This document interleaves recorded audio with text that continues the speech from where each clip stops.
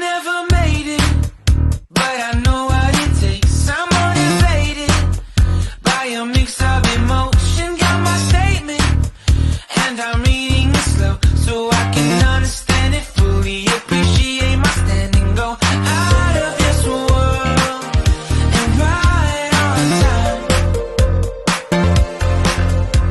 Oh, never in my life have I seen the sky light up like this. I'm far away from Earth and I wanna know if you exist. Mission control, do you read me? Send me my coordinates lately. Mission control, am I drifting? Tie me to someone who will love me, yeah. Wait, I think I'll last a bit longer. Find another. Welcome everyone. Welcome everyone. Welcome everyone to another Ref Brandon and the Todd Family YouTube video. Wherever you are, whatever you may be doing, thank you so much for making Ref Brandon and the Todd Family a part of your day. We always greatly appreciate it. Hard to believe it's already the end of January as February starts on Wednesday. Seems like we just started the new year and now we're already almost into February. Before we get into today's video and today's topics, don't forget to go to prizepicks.com and enter the keyword Ref Brandon, because you can double your deposit right now up to $100 just by entering the keyword Ref Brandon at prizepicks.com. And if you noticed, I said topics, not topic, because today we are going to discuss more than one thing. I'm going to tell you where I will be refereeing at this weekend coming up here in a couple of minutes. But first, I got a couple of quick thoughts on the AFC and NFC championship games from yesterday, and a couple of notes about the Super Bowl coming up here now in 2 weeks. Yes, I got both games wrong yesterday.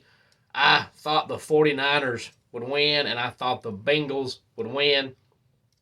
And I got both games wrong. But the Bengals-Chiefs game last night, in my personal opinion, was a great football game. I would rather get the game wrong, but the game be good, but get the game right, and the game be a blowout. And the Bengals-Chiefs game, to me, was very, very good. I know I've said before, and I'll say it again, that Patrick Mahomes is a great quarterback. There's no doubting that, no questioning that. But if he would stop trying to be so cute all the time, he could be better than what he is. It seems like sometimes he focuses more on making himself look better than what he is than just being the quarterback. There was 2 plays in that game last night where, in my personal opinion, if he would have just played quarterback and stopped trying to be cute, it would have helped the Chiefs. One of them didn't hurt. The other one did. One was, I want to say it was mid-third quarter, when he had a receiver wide open on the left hash mark and looked at him but didn't throw the ball, held on to it, and tried to run. And then when he got sacked, he waited until his knee was on the ground and then tried to dump it off. And all he had to do the first time he looked at him was throw the ball. He tried to be cute. And then late third quarter, he went back for a pass and he just flat out dropped the ball, which happens, you're human. But I guess he thinks it's basketball and the ball is going to bounce back up to him. All he had to do was fall on it, but instead he tried to let the ball bounce back to him, and of course it didn't. It bounced the other way, and the Bengals recovered it. Now, one didn't hurt him because when he got sacked, he came back on the very next play and threw the touchdown. But when he fumbled and the Bengals recovered it, they ended up getting the, at the time, game-tying touchdown. So if he would try to stop being so cute, he could be even better than what he already is. But he is a great, great quarterback. And the Super Bowl now in 2 weeks will be the Eagles and the Chiefs. And of course, we know the Kelsey brothers, Jason and Travis, will now meet in the Super Bowl. And it's the first time ever that brothers will face off in the Super Bowl. Not much to say about the early game yesterday because I was all excited about watching it. I'll pull the curtain back for you a little bit and give you some behind the scenes info on the Todd family.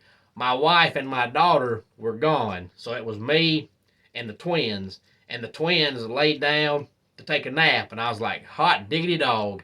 I ain't got no plans. My wife's gone. My daughter's gone. The twins are asleep. I'm going to sit on my fat butt and watch the football game. And I sat down, and I was all excited about it. And then as soon as Brock Purdy got hurt, I said, never mind. I'm taking me a nap too.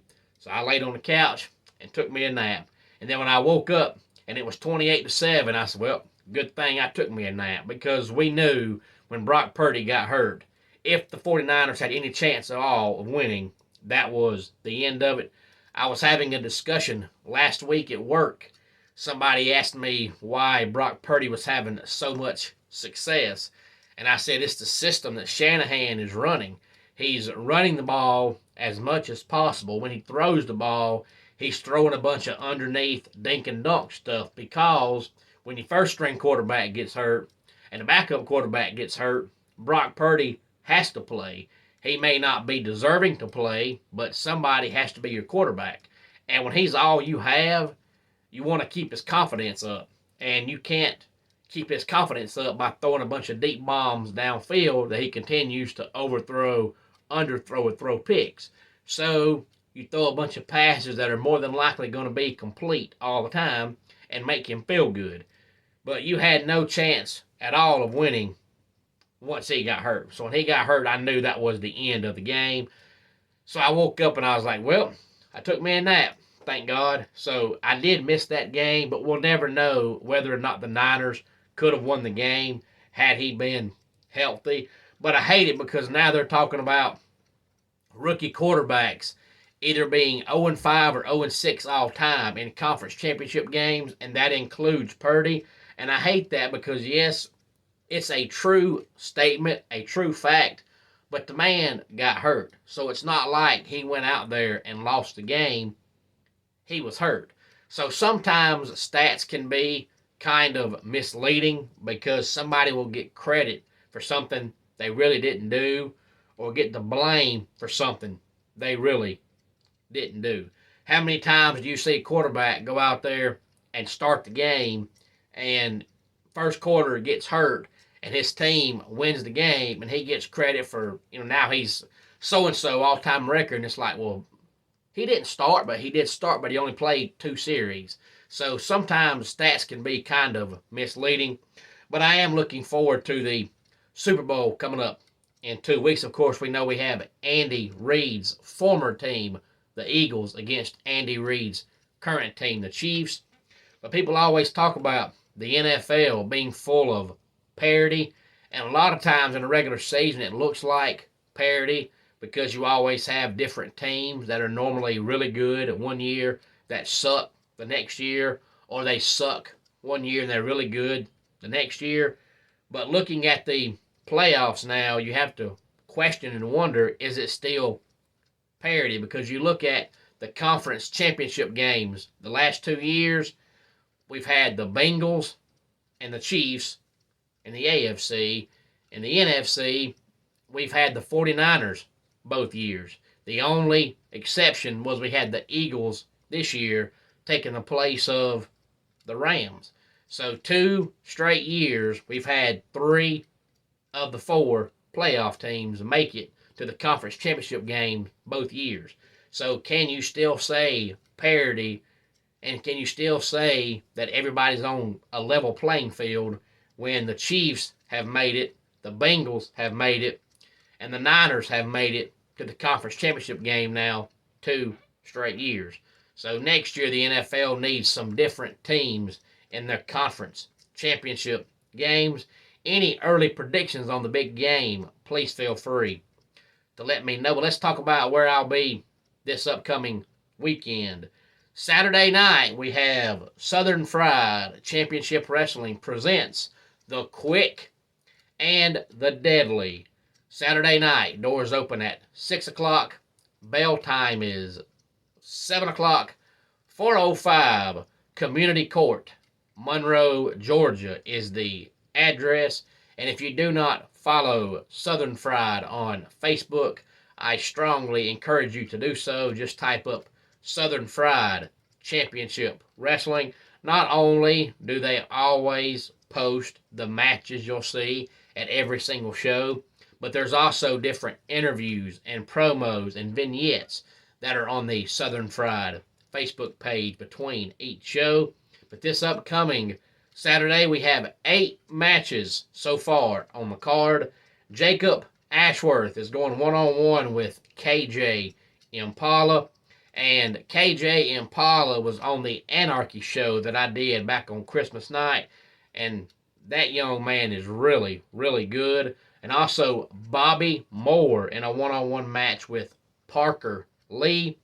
And then we have Strychnine and Alex Keitel versus the Grapplers in a mosh pit match. I'm looking forward to that match. If you're not sure what a mosh pit match is, come on out to Southern Fried Championship Wrestling Saturday night, and you'll find out. Then we have the Tag Team Championships on the line when JBE members Javier Reyes and Hunter James take on the team of Happy Madness, which is Sal Renaro and Sunny Days. And then we have the Southern Fried Classics Championship on the line when Aaron Dallas takes on the Classics champion Carly Bravo. And then we have a number 1 contenders match for the Southern Fried Heavyweight Championship, Will Caution versus Wild Billy Buck. I've got a quick story about Billy Buck. Billy Buck's theme song is Tim McGraw, Real Good Man.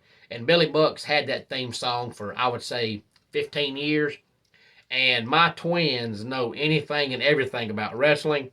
And every single time we hear that song now, whether it's on the TV, in the car going down the road, on the radio at home, it doesn't matter. As soon as that song comes on, the first note, both of my twins say, "Daddy, that's Billy Buck's theme song." So it's bad when your twin boys connect music with wrestlers, but they can tell you just about any wrestler's theme song, finishing move, any of that. And then we have Michael Judas versus Nick Halen. And then for the Southern Fried Heavyweight Championship, CT Keys puts his title on the line against Naja Sism. So all that and more is coming up Saturday night. Doors open at 6 o'clock. Bell time will be 7 o'clock at 405 Community Court in Monroe, Georgia. And then Sunday afternoon, 6687 Highway 72 West Colbert, Georgia. Doors open at 4 o'clock. Bell time will be 4:30 Sunday afternoon for Ultimate Roulette Round 2. And the eventual loser of Ultimate Roulette will lose their job and be fired from the Ultimate Wrestling Federation. And Austin Thorne lost last show. Luca Daniels lost at the last show, so they will face off this Sunday. And also Jaden Vane and Alex Keitel both lost at the last show, so they'll face off this upcoming Sunday.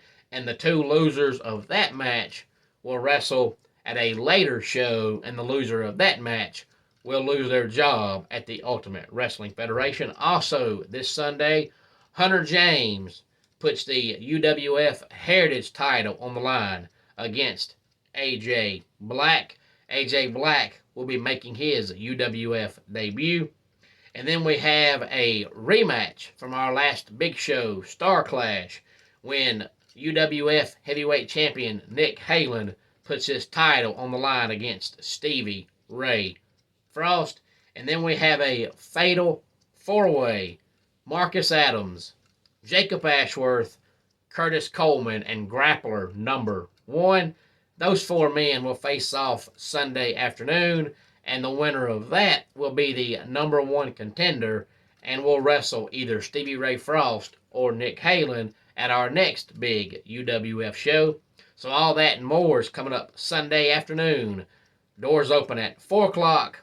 Bell time will be 4:30, 6687 Highway 72, West Colbert, Georgia. And if you do not follow UWF on Facebook, I strongly encourage you do so. Just type up Ultimate Wrestling Federation. You need to follow Southern Fried and UWF on Facebook because they don't just post matches. They post videos and promos and things like that that you see and you want to see so that when you go to a show, you kind of know what's going on and why who's wrestling who is wrestling. Otherwise, you show up and you have no earthly idea why these matches are taking place. Any thoughts on any of it, please feel free to let me know.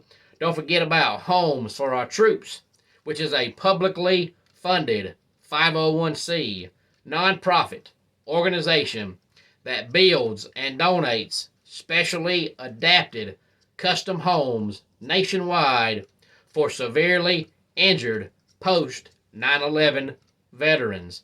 And since its inception in 2004, nearly 90 cents of every dollar spent has gone directly to our program services for veterans. Visit at hfotusa.org. Let's go ahead and get our dad joke of the day in here. Don't buy anything Velcro. It's a total ripoff. And that wraps it up for today's Ref Brandon and the Todd Family YouTube video. Until next time, it's Ref Brandon saying, just like in pro wrestling, life can be over by the count of 3. Tell your friends and family how much you love them. Bye.